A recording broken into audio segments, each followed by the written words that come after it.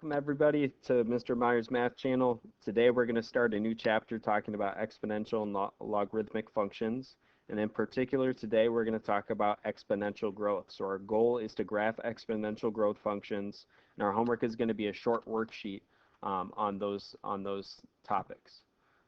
So let's get into what an exponential function is. So an exponential function would be y equals a times b to the x power, where a cannot equal 0 and b is a positive number other than 1.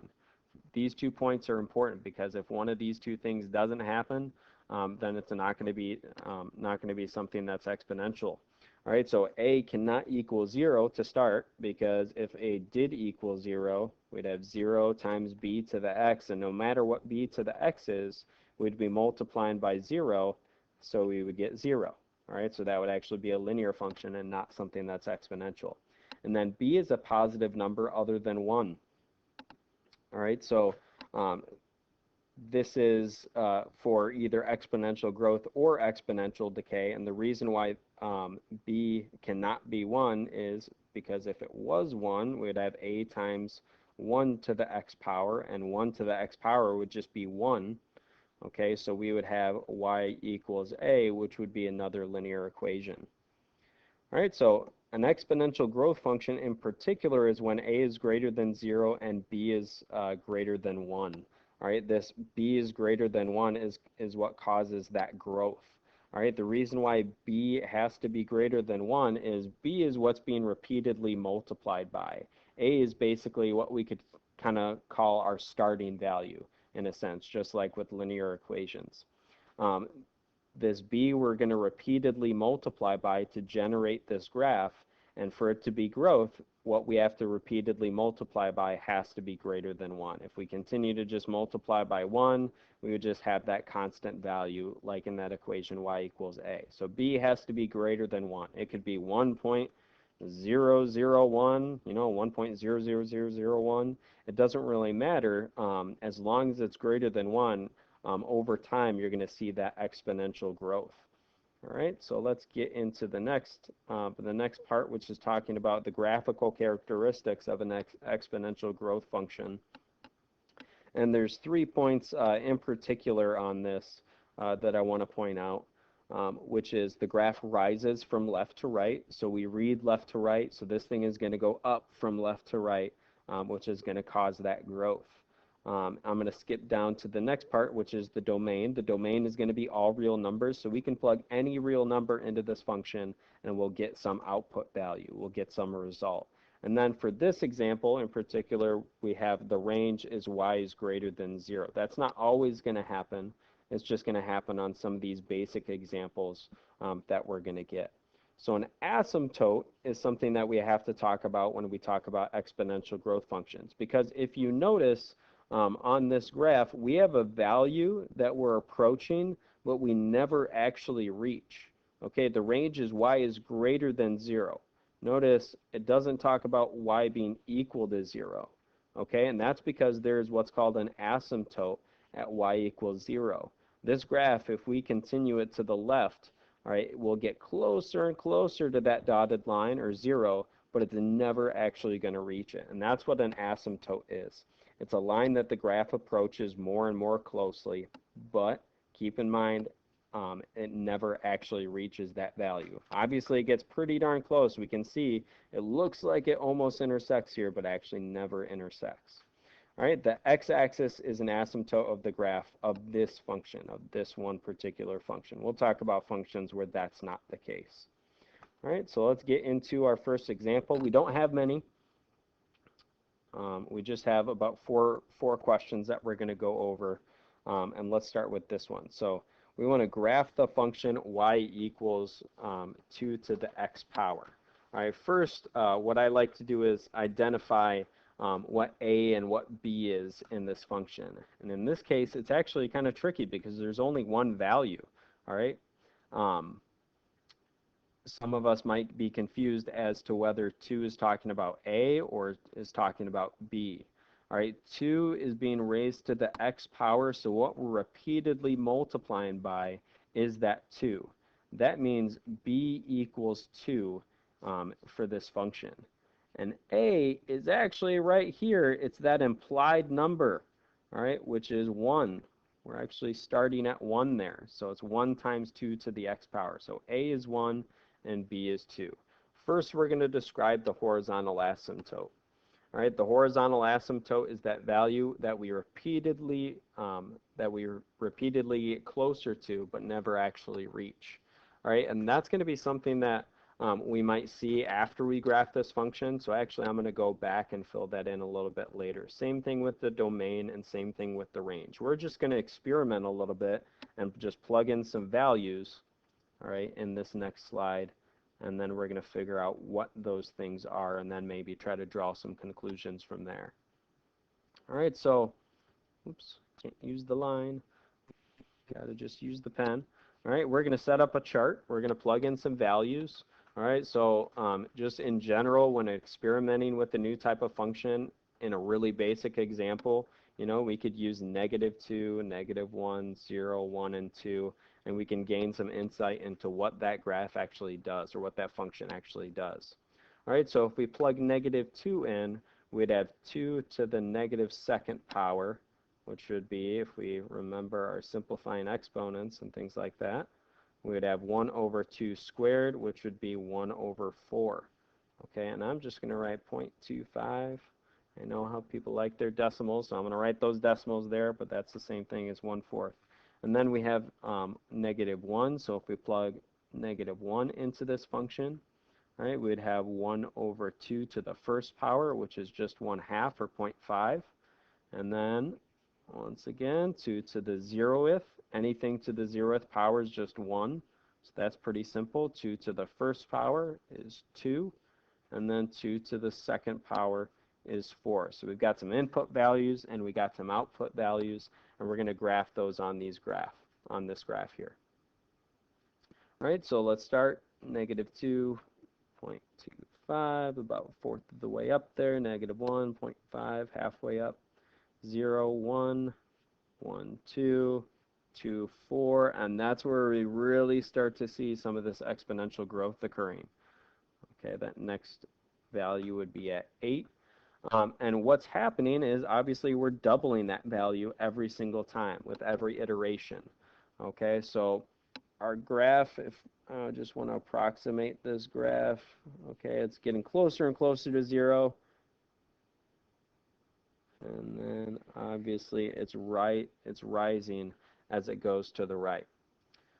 Okay, so now let's talk about those features that we skipped over in that last slide. So the horizontal asymptote to start.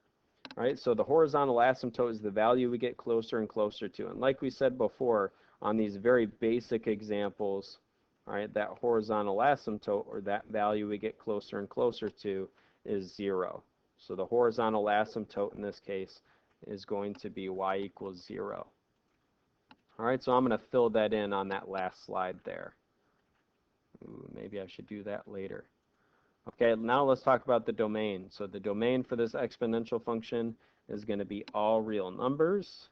I like to write that fancy R there. That's just the set of all real numbers there. And then for the last part, we're talking about the range. So what is the output values that we can get? We know we can't get 0, but notice from our graph we can get everything that's greater than 0. So y is greater than 0 would be our range. All right, and let me just go back so I can fill that in so that it's not so cluttered right here, and you can do the same on your notes if you're following along with notes.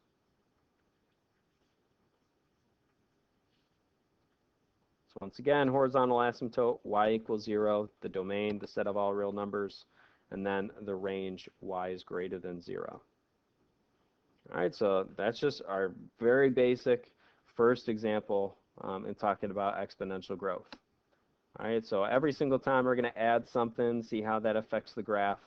So we're going to see the same base function in this next example, y equals 2 to the x power, but then we're going to do something with that. Okay, so now we have y equals 1/2 times 2 to the x power. And we're going to see what that 1/2 does. Now, some of you in your mind probably already know what that thing does, but let's get on to the graph part, and I'm going to fill in the table, and draw the graph on this next slide here. All right, so I'm going to use some similar values. I'm going to start with -1 this time. All right, and then 0, 1, 2, 3, 4, 5. Okay, just as a beginning example here. So we start with -1. So if we plug -1 into this function, we have 1/2 times 2 to the negative first power. So that would be like 1/2 times 1/2, which would be 1/4, or that 0.25 that we got from the last example. Now if we plug 0 in to this function, we have 1/2 times 2 to the 0th power. Now 2 to the 0th power is still 1, but now we have 1/2 times 1. So that would be 0.5. Raise this to the first power. All right, we have 2 to the first power, which is 2. 1/2 times 2 is 1. And once again, what we're repeatedly multiplying by here is 2. All right, so this is going to double every single time. All right, so you could actually just fill in this chart now. All right, if we multiply 1 by 2, we get 2. If we multiply 2 by 2, we get 4. 4 by 2, we get 8. 8 by 2, we get 16. Okay, so there's our values. We're going to plot them on the coordinate plane here. Start with -1.25. 0.5, 1, 1, 2, 2, 3, 4, 4, 8, and then obviously on this graph I can't get to 5/16, but that's okay. This gives us an idea as to what this function looks like. All right, and now what we're going to do is just draw that function. All right, so notice, okay, I'm not the best artist. As we look on the left side, I'm just going to get as close as I can to 0 and try not to touch it, and then also try to follow along with these points here and do the best I can. Ooh, that's a little rough, but it'll do. All right, so once again, we see exponential growth occurring here. It's rising as it goes from the left to the right. All right, and in this case, we're doubling as x increases by 1 every single time. All right, so now let's go back and let's answer the horizontal asymptote questions. So once again, the horizontal asymptote is going to be the same. The domain is still going to be the same. Notice we get output values for all these input values. All right. So there's our horizontal asymptote. All real numbers is our domain. And then for the range, it's the same as last time. All right, don't assume it's going to be this every single time because it's not. Okay, as these little features in our function change, the graph changes as well, and so do these things that we're looking for. So once again, that horizontal asymptote was y equals 0. The domain is the set of all real numbers. The range is y is greater than 0. All right, we're making some headway here. So now let's get to the next one. Okay, so we see something else happening in this function. We still have the same base function here, essentially. We see that y equals 2 to the x power. But now we have this plus 3 being added. And where it's being added is incredibly important. Okay, notice it looks above the 2. So this is in the exponent spot. All right, that plus 3, we're just adding that to x. And we're going to see how that affects the graph. All right, something else that we might see would be like something like y equals 2 to the x plus 3. All right, where that plus 3 is on the same level as the 2. So these two things are very different, so we got to figure out how are these things different. All right, so like I mentioned, that 3 is just adding to x. So essentially, it's not affecting the output values of this function. It's affecting the input values of this function. And you'll see what I mean when we get to our table that we're going to make. All right, so on the next slide, we're going to just draw our little t-chart here. All right, and we're just randomly, as we're experimenting here, we're just randomly going to pick some x and y values here. So I'm going to choose, of course, I've thought about this ahead of time, -5, -4, -3, -2, -1, and 0. We're going to try them all out. All right, so let's start with -5. All right, when we plug -5 in, we have 2 to the -5 plus 3 power. Now we got to simplify. So if we want to simplify, we're going to simplify this addition here because really these are grouping symbols. It's in the exponent spot. All right, so -5 plus 3 would be -2. 2 to the -2nd power would be 1 over 2 squared, which would be 1/4 or 0.25. All right, so obviously one thing that you're going to notice is that we start at the same point in this chart as we did in the other charts. The only thing that's occurring here is basically there's some kind of shift happening. All right, it's not affecting the y values. Notice just the x value that corresponds to that y value is a little bit different. All right, now let's plug in -4. So -4 plus 3 is -1. So 2 to the -1st power, which would be 1/2. Let's plug in -3. Oops. Undo. I wrote down y for some reason. So 2 to the -3rd plus 3, which would be 2 to the 0th. I keep writing y for some reason. I don't know why. So 2 to the 0th would just be 1. All right, now let's plug in -2. So we have 2 to the -2 plus 3, which is just 2 to the 1st, or 2. And then so on and so forth here.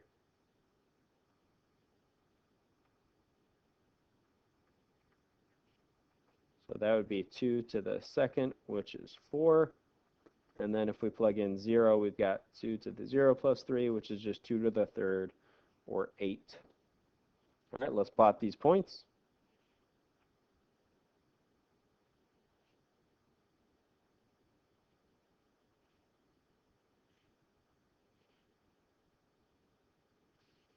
All right, so what we're going to notice is the shape of this. Once again, trying my best here in terms of drawing the graph. Once again, we see something incredibly similar to the very first example, which would be the original function. And I know I cleared the board because I have to with these tools. I apologize for that. But what we see is a shift occurred. Okay, in the original function, I'm just going to draw that in red. What we saw was, this. We went from 1, 2, 4 to 8, but the same basic shape remained the same. There we go. So what we're seeing is it's just shifting a little bit to the left here, and that's because this plus 3 here. All right, when we're adding something to x directly, it's just affecting the input, and when we're talking about the input, we're talking about x, so that's a horizontal shift there. All right, so going back, the horizontal asymptote, the domain, the range, none of that has changed. So that means when we fill this in, we're going to get the same values. The horizontal asymptote is y equals 0. The domain is all real numbers. The range is y is greater than 0. All right, last example where we're going to start getting some different things here, okay, is y equals, oops, still got my pen on. Keep forgetting about that. Y equals 2 to the x minus 3. Now this minus 3, like I was talking about before, now is on the same level as that 2. So that means we're doing 2 to the x, whatever that is, and then we're subtracting 3. All right, so this is not directly affecting x. What this is affecting is the overall function, which basically means this is affecting the output values. So we're going to see the effect in the graph in terms of the output values, or y. So something's going to happen a little bit differently there. So let's get on to making that t-chart and graphing this thing. All right, so I'm just going to start with the -1 here, move up to 0, 1, 2, 3, and then I'm just going to stop there. Okay, so if I plug -1 into this function, we have 2 to the negative first minus 3. First thing that we got to do is this exponent. Right, so that's 1 over 2 minus 3. So 1/2 minus 3 would be -2.5, which is something that's drastically different than what we got in the other examples. When we plug 0 in, we have 2 to the 0th minus 3, which would just be 1 minus 3, or -2. When we plug 1 in, we have 2 minus 3, which is just -1. If we plug 2 in, this is just 4 minus 3, which is 1. And then if we plug 3 in, this would be 8 minus 3, which would be 5. All right, so let's plot these values. I'm going to change this color here. Okay, so we have -1, -2.5, 0, -2, 1, -1, 2, 1, and then 3, 5. All right, so this looks drastically different. All right, so we can see that it's growing as it goes to the right, and then as if we were going to the left, it's starting to level out. All right, so if we just want to see the extent to where it's going to level out, because we can't really tell by the graph, we could plug in another negative value, maybe something much greater. So let me try -5, for example. So we would have 2 to the -5th minus 3. So 2 to the -5th, that's 1 over 2 to the 5th, which would be 1/32. All right, and if we compute that value, we're still going to get something that's greater than -3. All right, so what that tells us is that this thing levels out at -3. And of course, one thing in the function that would indicate that happening is that -3 at the very end. That -3, that affected the horizontal asymptote. All right, so when we go back to fill in the horizontal asymptote, that horizontal asymptote is going to be y equals -3. That's the value that we continually approach but never actually reach. The domain, once again, is all real numbers, and the range now is going to be anything greater than -3.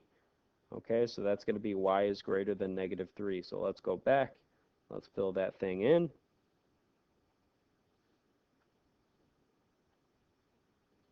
So horizontal asymptote of y equals -3, the domain being all real numbers, and the range being y is greater than -3. All right, in the coming days, we'll go over more extreme examples. These are just the basic exponential growth features for an exponential growth function. All right, I hope you enjoyed. If you did, send me a like, subscribe, and otherwise, have a great day.